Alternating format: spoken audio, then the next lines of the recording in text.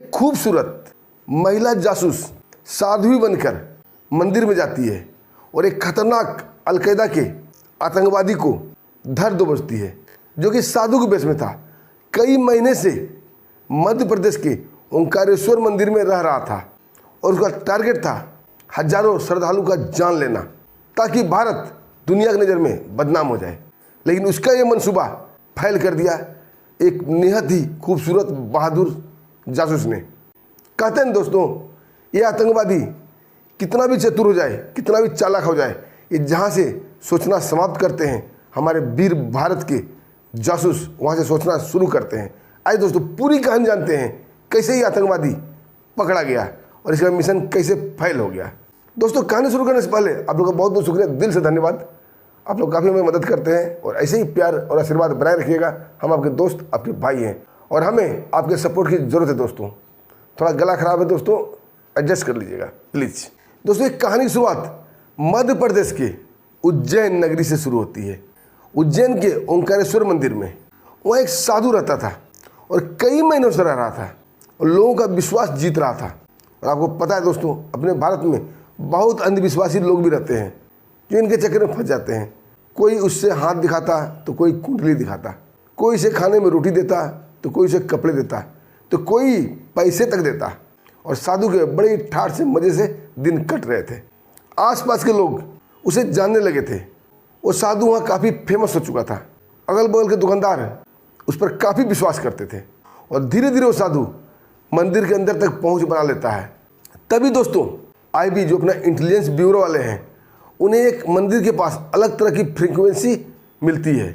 जब वो ड्रोन से सर्च कर रहे थे, अगल बगल की टो ले रहे थे कि कोई गलत हरकत अपने भारत में हो तो नहीं रहा है, तब वो ड्रोन कैच करता है एक रेडियो फ्रीक्वेंसी को, जो कि अपने अलग टाइप की थी।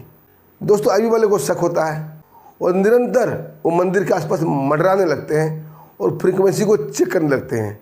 लेकिन वो फ्रीक्वेंसी एक निश्चित टाइम पर ही निकलती थी, जो कि रात को 12 से 2 बजे के बीच थी। और ये फ्रीक्वेंसी भारत से शुरू होकर बांग्लादेश से होकर पाकिस्तान के लाहौर और कराची तक पाई जाती थी। यानी कि भारत से इसके तार बांग्लादेश से होते हुए पाकिस्तान तक जुड़ चुके थे।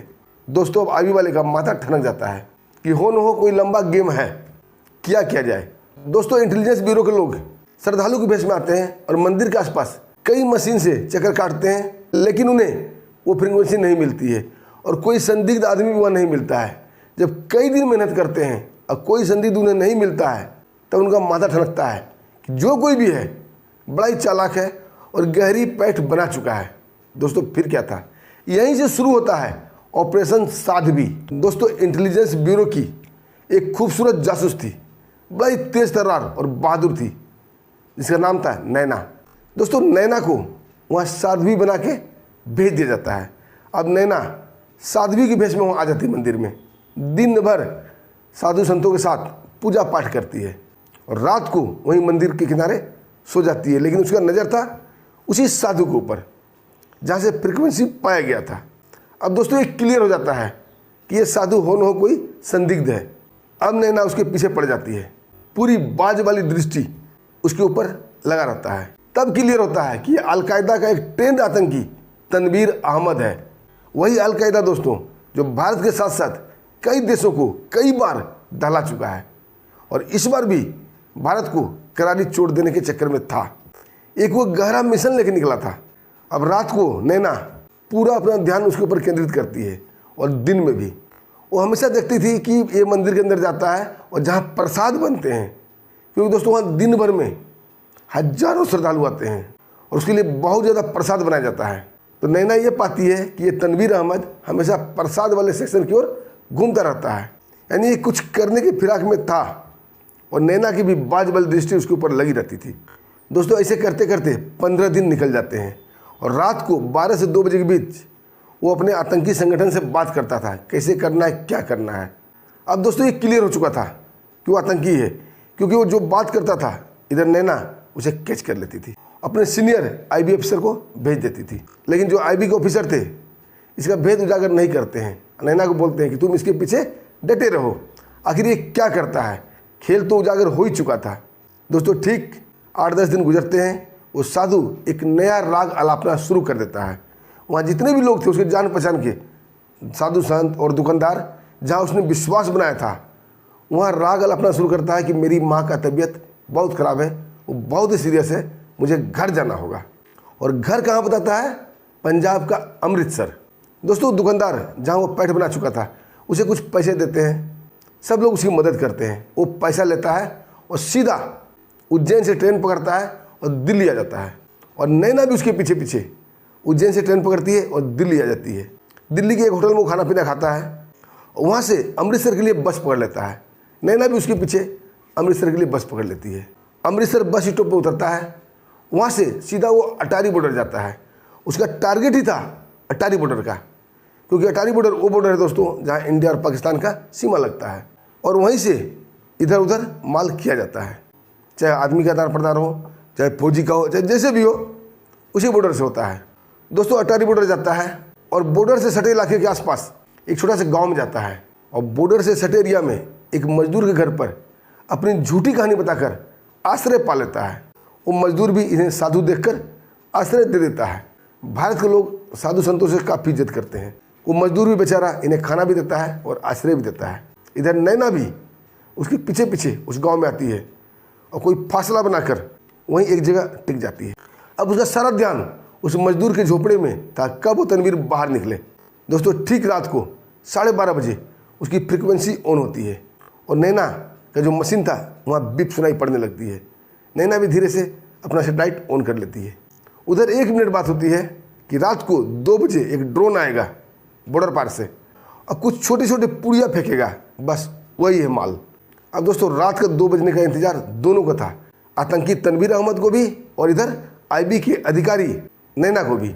ठीक 2 बजते हैं और तनवीर 5 मिनट पहले ही मजदूर के घर से निकलता है और बॉर्डर एरिया में जाता है। तभी उसे एक ड्रोन आकाश में उड़ता दिखाई देता है जो कि बिल्कुल साउंडलेस था। नैना भी कुछ दूरी बना के उसे देखती रहती है और उस ड्रोन से छोटे छोटे कई पुड़िया नीचे गिरती है और तनवीर अहमद उस छोटे पुड़िया को उठाता है और अपने रुद्राक्ष की माला में छिपा लेता है। अब उसका मिशन पूरा हो चुका था, टारगेट कंप्लीट था। अब वो खुशी खुशी वहाँ से सीधा निकल जाता है अमृतसर के लिए और नैना भी वहाँ से निकल जाती है अमृतसर के लिए। अमृतसर से फिर बस पकड़ता है और पुरानी दिल्ली जाता है, क्योंकि टाइम टेबल के मुताबिक पुरानी दिल्ली से उज्जैन के लिए एक ट्रेन जाने वाली थी। तो वो पुरानी दिल्ली चला जाता है। इधर आतंकी तनवीर अहमद की कहानी उजागर हो चुकी थी, उसका भेद उजागर हो चुका था, लेकिन उसे कानों कान भनक नहीं हुई थी कि वो आईबी के जाल में फंस चुका है। ऐसे होते हैं हमारे बहादुर जासूस। आगे जो होता है दोस्तों, दिल्ली रेलवे स्टेशन पर वो ट्रेन के इंतजार में इधर उधर टहल रहा था। नैना की तिखी नज़र उसके ऊपर थी और आईबी के बड़े बड़े अधिकारी और दिल्ली पुलिस के स्पेशल सेल के अधिकारी वहाँ जाते हैं और तनवीर अहमद को अपने काबू में कर लेते हैं। और जब उसे अपने मुख्यालय ऑफिस में ले जाया जाता है, तनवीर अहमद बिल्कुल साधु वाले राग अलाप रहा था कि साधु को तुम लोग क्यों परेशान कर रहे हो, हमारे पास कुछ भी नहीं है। और दोस्तों उसकी तलाशी होती है, सच में उसके पास कुछ नहीं निकलता है। लेकिन तभी नैना इशारा करती है रुद्राक्ष की तरफ और उसका रुद्राक्ष की माला खोल देती है। और दोस्तों रुद्राक्ष की माला से नन्हे नन्हे छोटे छोटे पाउडर निकलते हैं जो पुड़िया की शक्ल में थे। और दोस्तों जब उसकी जांच होती है तो वो था रिधीम पाउडर। ये रिसीम पाउडर जो होता है दोस्तों बहुत ही जहरीला होता है। सबसे तेज और सबसे खतरनाक जहर में इसकी गिनती होती है रिसीम पाउडर की। कहते हैं 1 ग्राम रिसीम पाउडर, मामूली सा 1 ग्राम 200-300 लोगों की जान ले सकता है। अब सोचिए दोस्तों, जब इसकी पिटाई होती है, इसकी धुनाई होती है, तो ये तोते की तरह बोलने लगता है। और इसका टारगेट था उज्जैन मंदिर का प्रसाद वाला घर। वहाँ जाके रिसीम पाउडर को मिला देता और हजारों श्रद्धालु की जान चली जाती। और ये पाकिस्तान वाले चीख चीख के भारत को बदनाम करते और अपने भारत के अंदर जो धर्म परिवर्तन वाले हैं वो भी अपने धर्म को बदनाम करते।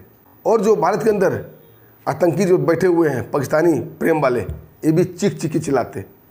लेकिन हमारे इंटेलिजेंस के बहादुर ऑफिसर नैना ने इसका खेल को उजागर कर दिया और वो आतंकी पकड़ा गया।